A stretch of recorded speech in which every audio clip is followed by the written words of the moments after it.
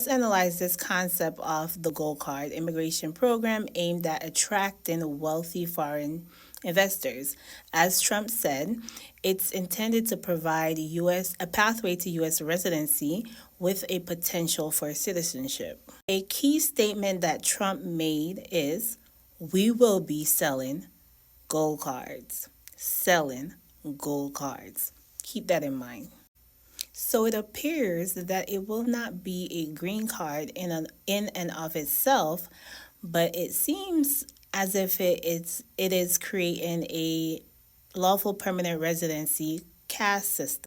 The gold card is being proposed as a replacement for the EB-5 program and to streamline the process for high net worth individuals. Let's compare and contrast the EB-5 visa program and this proposed gold card. Currently, the EB-5 require an investment of $1 million. While Trump hasn't said anything about the investment requirement for the gold card, he only said that the gold card will be sold for $5 million, but not that the $5 million would be an investment in an enterprise, as the EB-5 requires that the $1 million be an investment in a business. Under the EB-5 program, the investment amount can be reduced if the investor is investing in a high unemployment area or rural area. Since Trump is hell-bent on deporting construction workers and farmers, you would think that this would be a part of his new program, his gold card program. But so far, he said nothing about that. In total, the application fees collected by USCIS for the EB-5 program is around $20,000, right? And as I mentioned, USCIS collects this fee, and these fees collected by USCIS goes towards the cost of administering U.S. immigration law. It is not for profit. It was said that this money collected for the gold card would be collected directly by the U.S. government. To what agency? I do not know.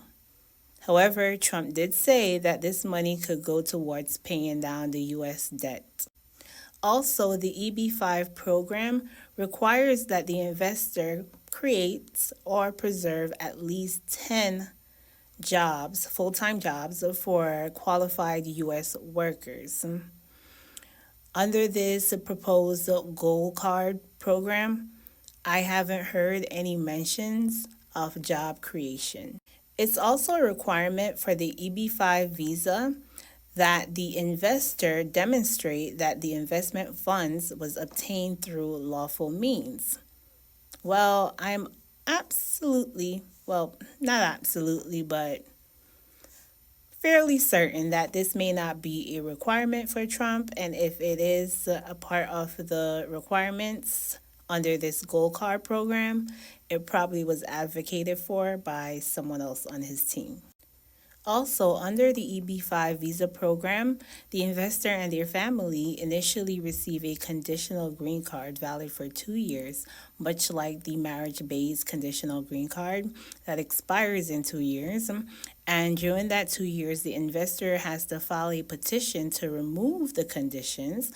And in filing that petition, the investor has to show that they have created the required jobs under the EB-5 programs. And only after being approved for the conditions to be removed will the investor and their families receive a permanent green card.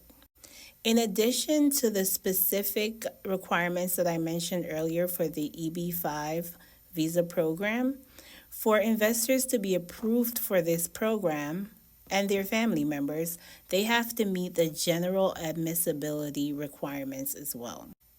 This includes background checks, medical examinations, and demonstrating that they are not inadmissible on grounds such as criminal history and security concerns. Will this be the same under the gold card? I don't know, But all I will say to this is KGB.